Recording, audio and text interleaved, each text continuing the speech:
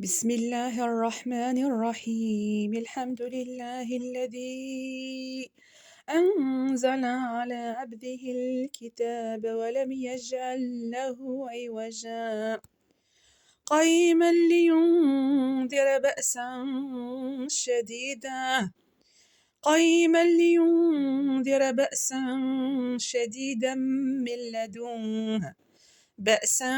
شديدا من لدنه ويبشر المؤمنين الذين يعملون الصالحات أن لهم أجرا حسنا ماكثين فيه أبدا، وينذر الذين قالوا اتخذ الله ولدا ما لهم به من علم ولا لآبائهم، كبرت كلمة تخرج من أفواههم إن يقولون إلا كذبا، فلعلك باخع نفسك على آثارهم إن لم يؤمنوا بهذا الحديث أسفا. إنا جعلنا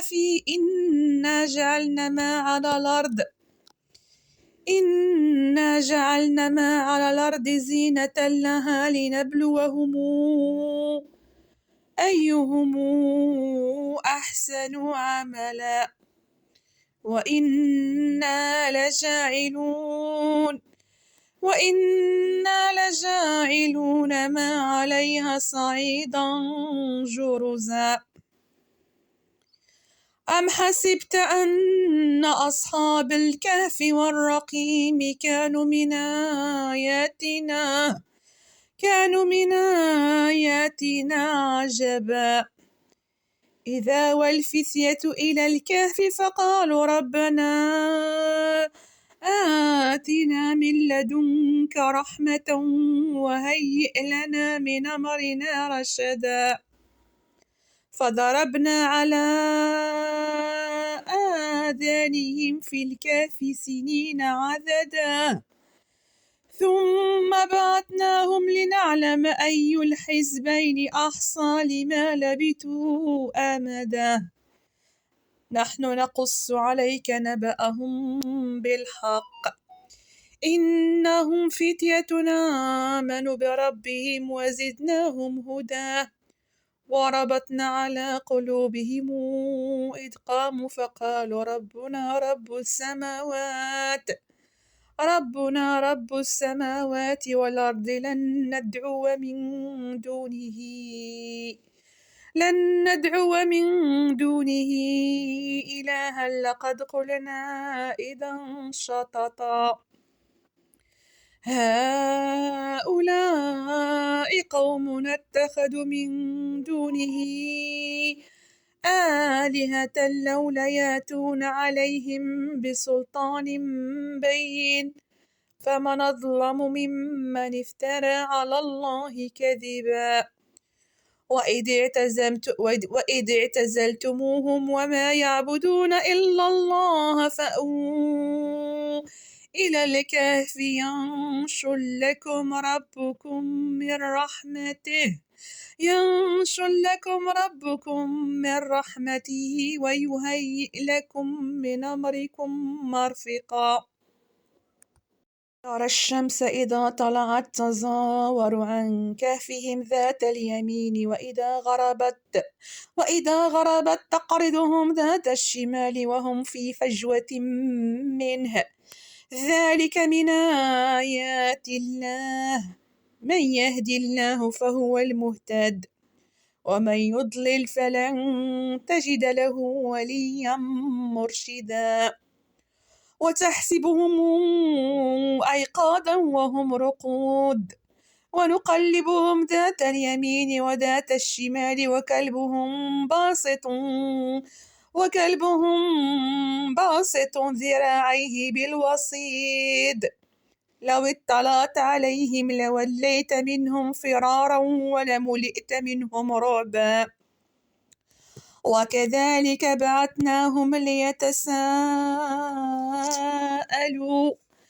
بينهم قال قائل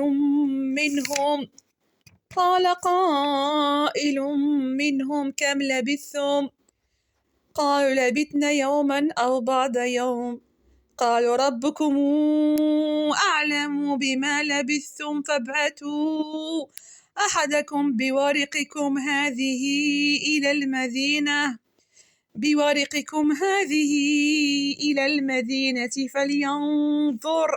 فلينظر أيها أزكى طعاما فلياتيكم برزق منه وليتلطف ولا يشعرن بكم أحدا إنهم إن يظهروا عليكم يرجموكم أو يعيدوكم في ملتهم ولن تفلحوا إذا أبدا وكذلك أعثرنا عليهم ليعلموا أن وعد الله حق وأن الساعة لا ريب فيها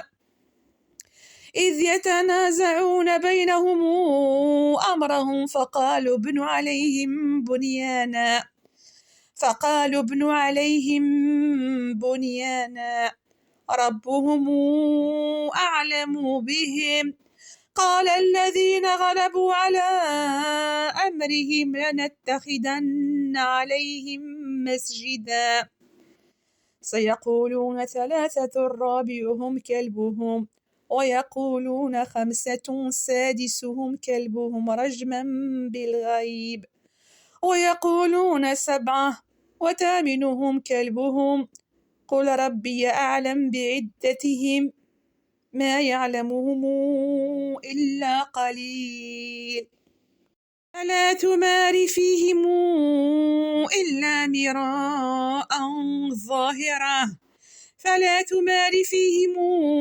إلا مراء ظاهرا ولا تستفت فيهم منهم أحدا ولا تقولن لشيء إني فاعل ذلك غدا إلا أن يشاء الله واذكر ربك إذا نسيت وقل عسى أن يهديني ربي لأقرب من هذا رشدا ولبثوا في كهفهم 300 سنين وازدادوا 9 قل الله أعلم بما لبثوا له غيب السماوات والأرض أبصر به وأسمع ما لهم من دونه من ولي ولا يشرك في حكمه أحدا واتل ما أوحي إليك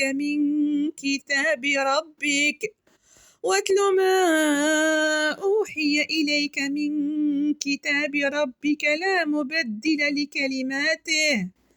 ولن تجد من دونه ملتحدا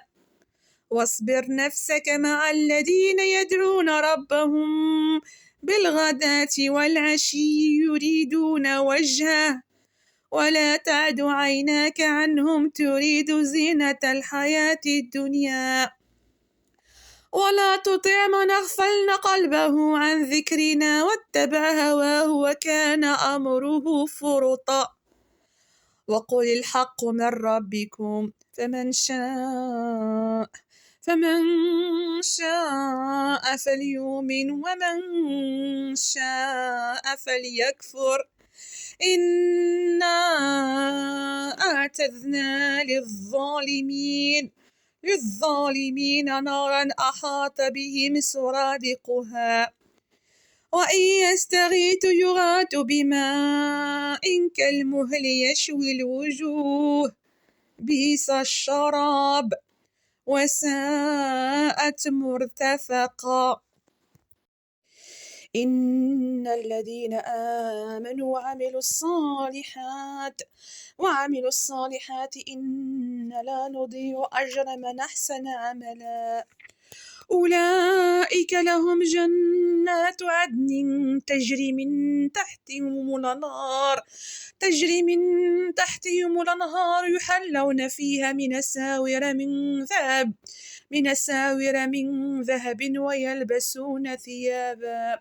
ويلبسون ثيابا خضرا من سندس وإستبرق متكئين فيها على الأرائك نعم الثواب وحسنت مرتفقا.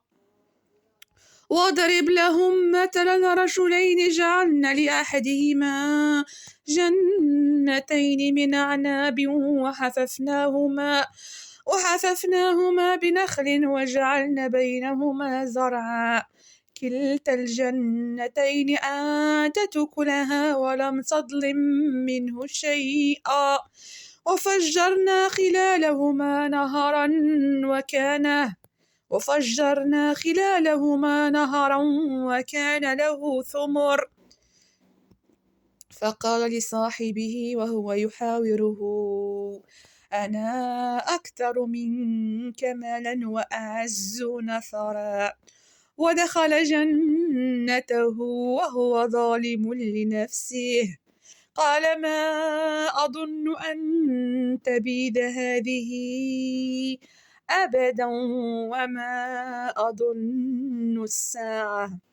وما أظن الساعة قائمة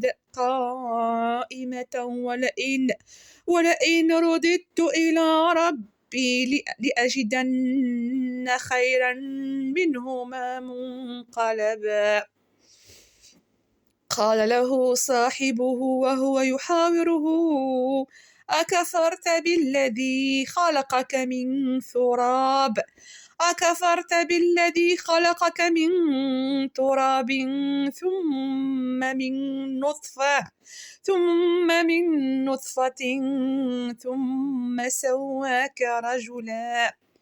لكن هو الله ربي ولا أشرك بربي أحدا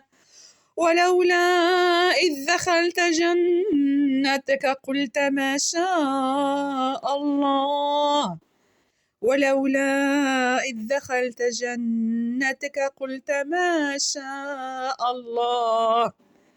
ما شاء الله لا قوة إلا بالله إن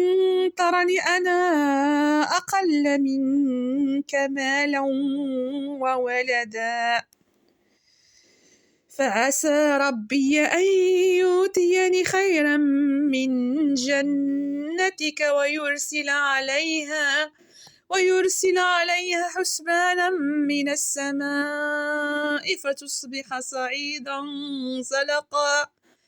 أو يصبح ماؤها غورا فلن تستطيع له طلبا وأحيط بثمره فأصبح يقلب كفيه على ما أنفق فيها وهي خاوية على عروشها ويقول يا ليتني لم أشرك بربي أحدا ولم تكن له فئة ينصرونه من دون الله وما كان منتصرا هنالك الولاية لله الحق هو خير ثوابا وخير عقبا واضرب لهم مثل الحياة الدنيا كماء إن أنزلناه من السماء فاختلط به نبات الأرض فأصبح هشيما تذروه الرياح وكان الله على كل شيء مقتدرا. المال والبنون زينة الحياة الدنيا والباقيات الصالحات خير عند ربك ثوابا وخير أملا ويوم نسير الجبال وترى الأرض بارزة وحشرناهم فلم نغادر منهم أحدا وعرضوا على ربك صفا لقد جئتمونا كما خلقناكم أول مرة بل زعمتم أن لن نجعل لكم موعدا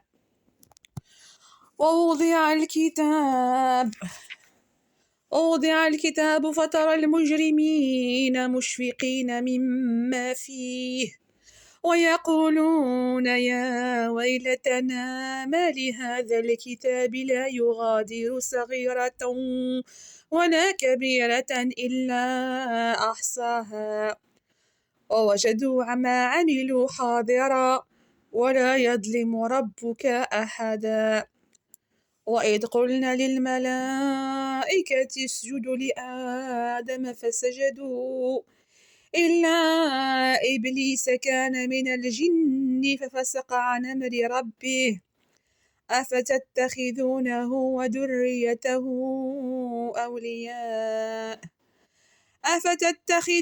وذريته أولياء من دوني وهم لكم عدو بئس للظالمين بدلا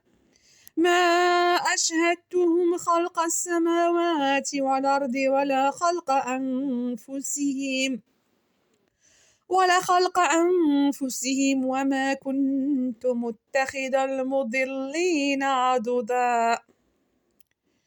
ويوم يقول نادوا شركائي الذين زعمتم فدعوهم فلم يستجيبوا لهم وجعلنا بينهم موبقا ورأى المجرمون النار فظنوا أنهم مواقعوها ولم يجدوا عنها مصرفا ولقد صرفنا في هذا القرآن للناس من كل مثل وكان الإنسان أكثر شيء جدلا وما منع الناس أن يؤمنوا إذ جاءهم الهدى ويستغفروا ربهم إلا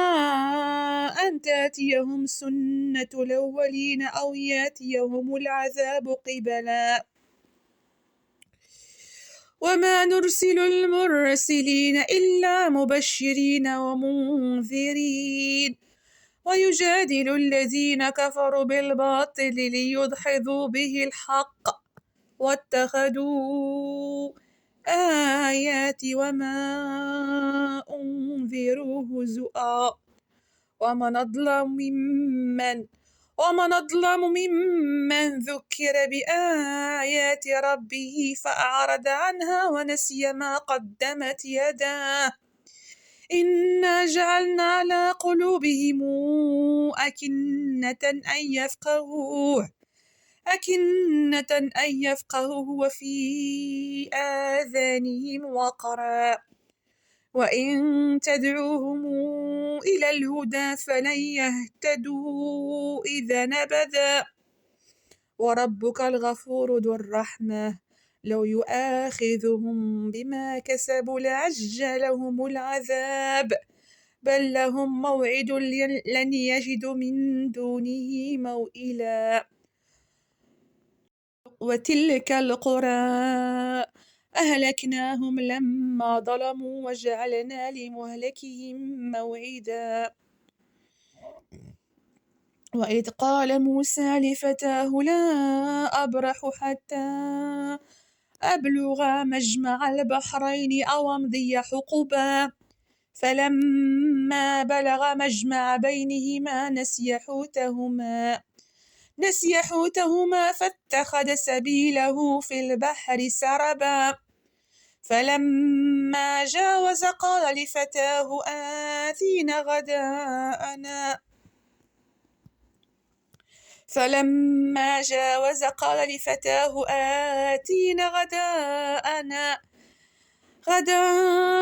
لقد لاقينا من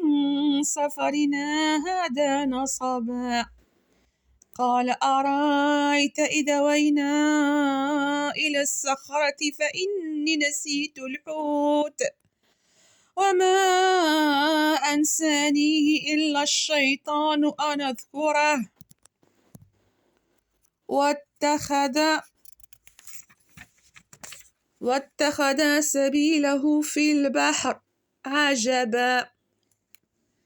قال ذلك ما كنا نبغ فارتد على آثارهما قصصا فوجد عبدا من عبادنا آتيناه رحمة من عندنا وعلمناه من لدنا علما قال له موسى هل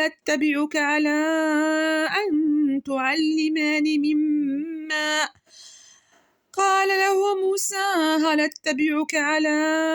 أن تعلمني مما علمت رشدا قال إنك لن تستطيع معي صبرا وكيف تصبر على ما لم تحط به خبرا قال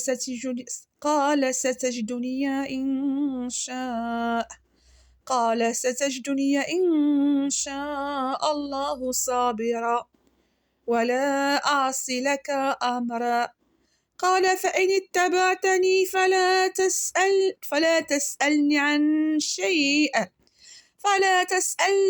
فلا تسألني على شيء حتى أحدث لك منه ذكرا فانطلقا حتى إذا ركب في السفينة خرقها قال أخرقتها لتغرق أهلها لقد جئت شيئا إمرا قال ألم أقل إنك لن تستطيع معي صبرا قال لا تؤاخذني بما نسيت ولا ترهقني من أمري عسرا فانطلقا حتى إذا لقيا غلاما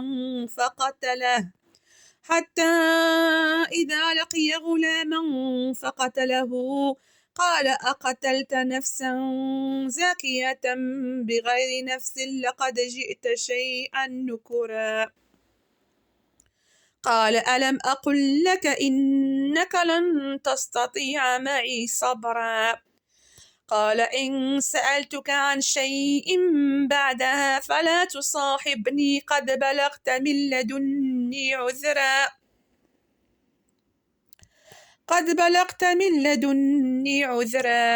فانطلقا حتى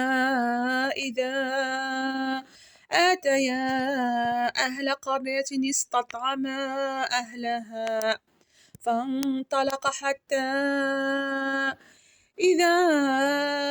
آتيا أهل قرية استطعما أهلها فأبوا أن يضيفوهما فوجدا فيها جدارا يريد أن ينقض فأقامه قال لو شئت لاتخذت عليه أجرا قال هذا فراق بيني وبينك سأنبئك بتاويل ما لم تستطع عليه صبرا أما السفينة فكانت لمساكين يعملون في البحر فأردت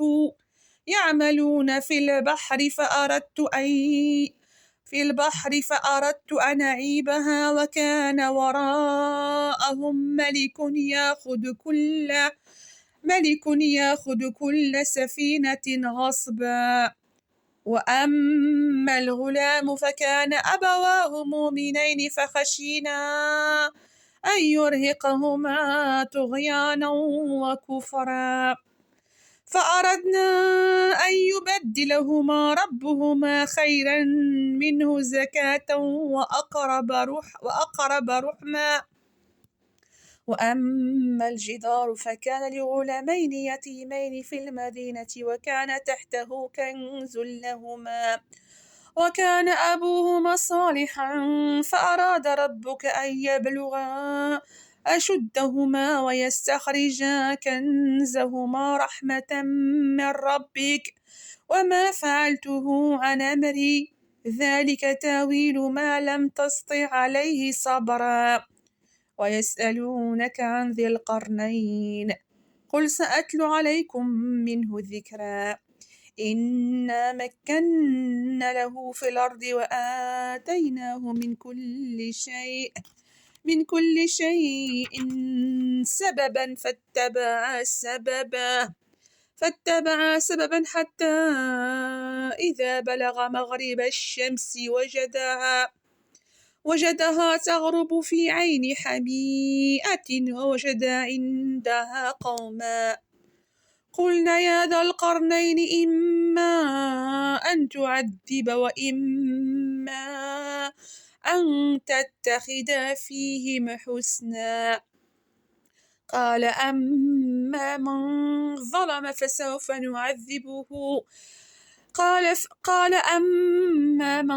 ظلم فسوف نعذبه ثم يرد إلى ربه فيعذبه عذابا نكرا. وأما من آمن وعمل صالحا فله جزاء الحسنى وسنقول له من أمرنا يسرا. ثم اتبع سببا حتى إذا بلغ مطلع الشمس وجدها تطلع على قوم لم نجعل لهم من دونها سترا. كذلك قد أحطن بما لديه خبرا. ثم اتبع سببا حتى إذا بلغ بين السدين وجد من دونهما قوما لا يكادون يفقهون قولا. قالوا يا ذا القرنين إن ياجوج وماجوج مفسدون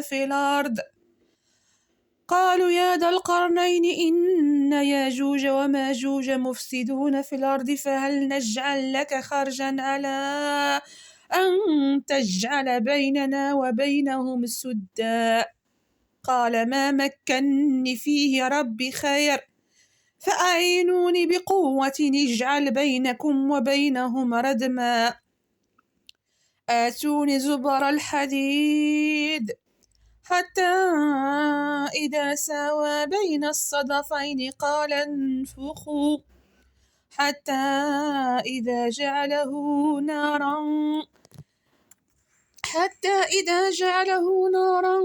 قال آتوني أفرغ عليه قطرا فما استطاعوا أن يظهروه وما استطاعوا له نقبا. قال هذا رحمة من ربي فإذا جاء وعد ربي جعله دكا وكان وعد ربي حقا. وتركنا بعضهم يومئذ يموج في بعض ونفخ في الصور فجمعناهم جمعا وعرضنا جهنم يومئذ للكافرين عرضا. الذين كانت أعينهم في غطاء عن ذكري وكانوا لا يستطيعون سمعا.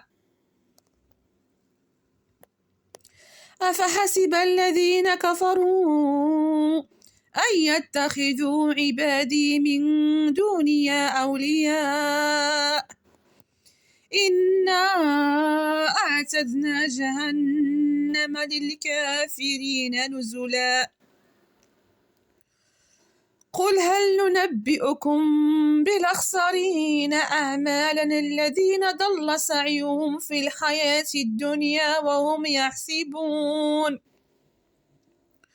قل هل ننبئكم بالأخسرين أعمالا الذين ضل سعيهم في الحياة الدنيا وهم يحسبون أنهم يحسنون صنعا. أولئك الذين كفروا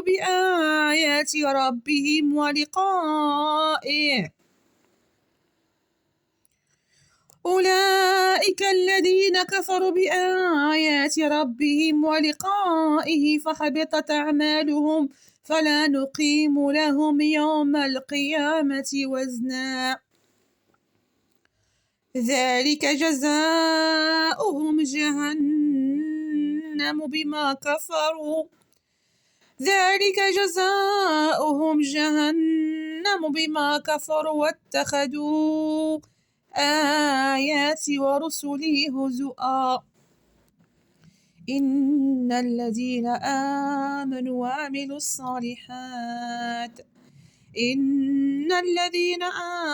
وعملوا الصالحات كانت لهم جنات الفردوس نزلا خالدين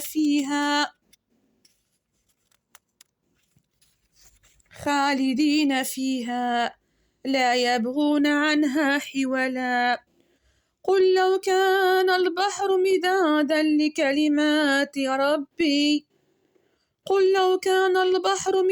لكلمات ربي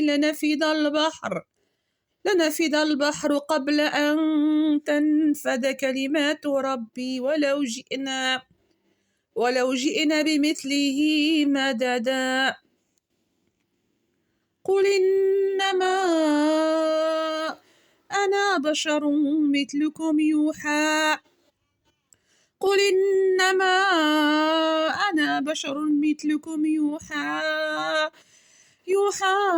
إلي أنما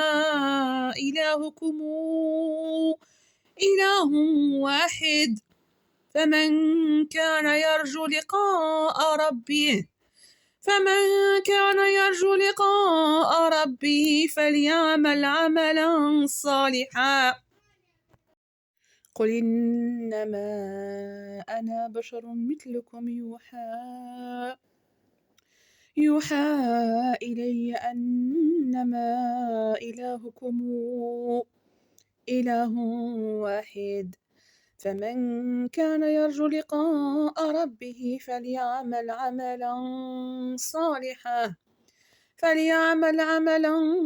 صالحا ولا يشرك بعبادة ربه أحدا. صدق الله العظيم.